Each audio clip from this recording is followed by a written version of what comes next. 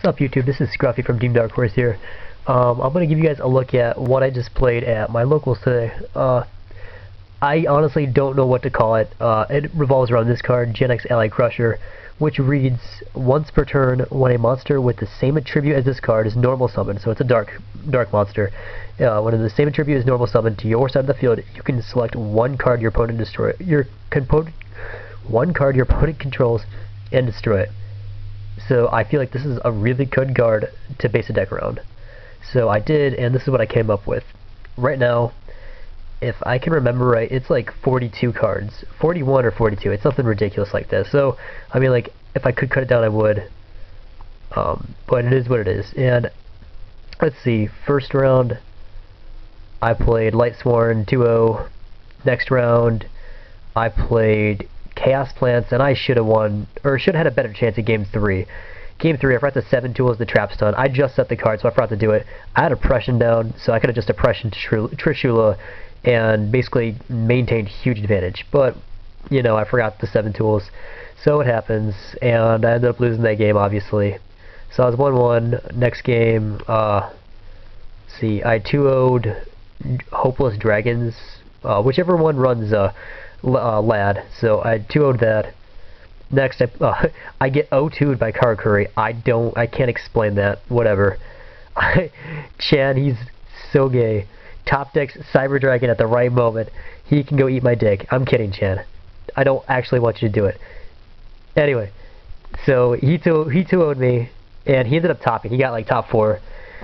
Next match, so I'm 2-2 right now. Next match I play like Formula Frogs or whatever, the synchro version of the fish, and I 2-0'd that. So basically I had 4 losses on the day, 2-0'd 3 different decks, and I got 1-2'd by Chaos Plants, and actually I got 0-2'd by Karakuri. Yeah, 0-2'd by Karakuri. So, I mean, overall the deck had a lot more wins than losses. It was more competitive than I thought it would be. But, so, that's how it did, and I got 5th place overall, so my tiebreakers were pretty good. Here's the deck. So, you obviously got to play 3 Gen X Ally Crusher. This card's pretty boss. If you can figure out a way to abuse it, do it, because this is my version of trying to abuse it. Next, I play Triple Breaker. This, combined with Crusher, you normal summon it, just assume it goes through, target their monster. So then you got Breaker on the field, and you just destroy a monster with Crusher's effect. Then you blow up back row. So it's really a -2. It's pretty awesome. This card really helps Crusher. Plus, it's a good card in general, so it's a good -1 and a 1900 attack beater. Another thing I chose was Don Zalug. Have Crusher on the field because they attack due to it, so it's face-up defense, or just, you know, it was summoned via Tomato or something. It's just on the field, summons Zalug, and destroys their monster, and then this just eats up whatever back row they have. So Zalug gets the -1. I ate cards out of their hand all day. It was so fun to abuse Zalug, and everyone's like, what the hell are you playing? If I'm maining Zalug and actually getting off his effect and actually winning. So that was really cool. Okay, so then you got the 2 Tomato. Tomato searches a majority of the deck. You can search Crusher, say if you got a Dark in hand, so you can abuse it next turn. Search Zalug, search Sangin, Gale, Reaper. It's got way too many targets, so it's too good not to run. Reaper, same thing with kind of Zalug, except for this has a maintaining, it's a floater.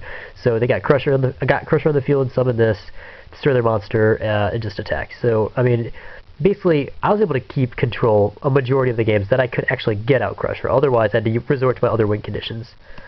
Sangin searches out almost all the deck not named Breaker, so it's, and Kaiku. So it's too good not to run. Gale synchros with Breaker to make Arcanite, which I did not do at all today, but it's there in case I need it.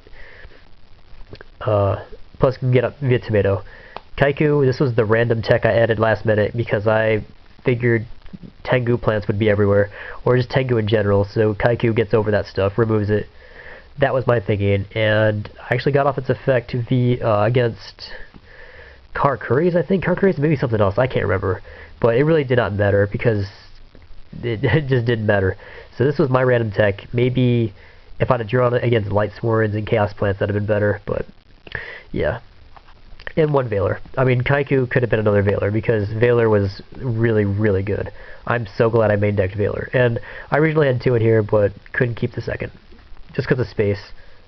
I wanted to have more beaters than things I'd set, because I want to keep drawing like settable monsters because of Crusher. I have to be able to summon, which is why most of this deck is summonable. Breaker, Tomato, Zalug, Reaper, all these summon, get minuses, and blah blah.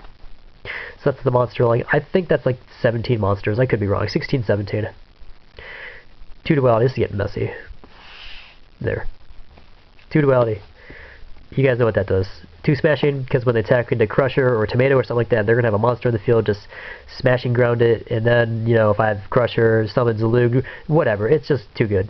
2 Shrink. 2 Shrink over 2 Forbidden Lance, because I realized when making this deck that I can have trouble to get around Stardust. So Shrink gets around Stardust. Zalug on the field, or just anything in general, and they attack into Shrink. So, boom. It's better than Lance, because Lance only does 800, although I wish this was Lance, because a lot of people were playing Bottomless at my locals. So Breaker got Bottomless a lot.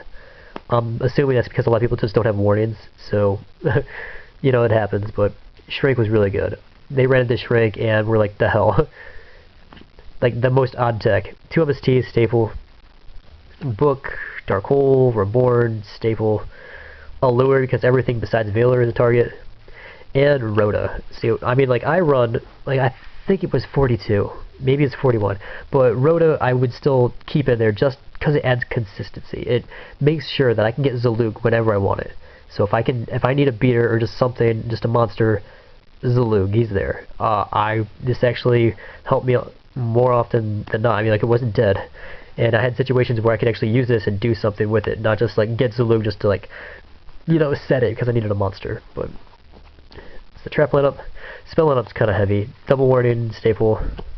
I main deck double bottomless because, I mean, I know it's not as good this format, but I need to protect my monsters, especially Crusher. Crusher's a machine, so they can just special side row and just contact fuse, and I don't want to waste a warning on it, so bottomless is good for that. Double Depriz, I kind of wish I was playing 3. Depriz was way too good. I wish I'd have drawn it more often, because it's another out to Stardust. Might replace Mirror Force. I don't know why, but I'm not liking Mirror Force that much this format. Torrential, Call. Call helps get back Crusher, say when it's in the grave, so I can just call Crusher and then summon my Dark Monster, my Reaper, the Sandgan, whatever, and get the minus. So Call's there. Plus it can reuse Gale, reuse Tomato, reuse Sandgan, so I mean it helps me plus. Oppression wins games, bottom line. Right there. And double 7 tools. Basically, if they're going to deprison or something like that, my Zalug, because it's their only out, just play it, you know, pay the 1,000, and boom, you're eating off their hand, or eating out of their hand, or just whatever. Make sure everything goes off safe. Double 7 tools helped out a lot. But that was the main deck, guys. Again, I went 3 and 2. Hold on. Extra deck, it does not matter, because I never went for this at all. Like, I might as well just not even play the extra deck. I never used Gale's effect. It's pretty standard. Again, pointless. Could have just played without it. If anything, I guess Arcanite was there. You'd think I'd go for that more often, but the side deck, I switched engines hardcore. So I mean, like, if I won game 1, I pretty much secured game 2 because they were either siding in something against Darks or whatever, because this was my side. 2 Kinetics for 6 Sams, which I did not play. 2 Cyber Dragons. General Beatstick, Carcurious, did not draw them, whatever. Chain Dip for basically anything that brings out basically Chaos Plants, but I didn't draw it, so whatever. And I sided these in pretty much every game. I think they're out of order, but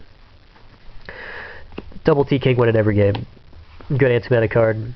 Double Fossil Dino win in every game. The meta calls for this card. I'm going to focus my next anti-meta deck on just pure anti-meta. Just abuse the hell out of that.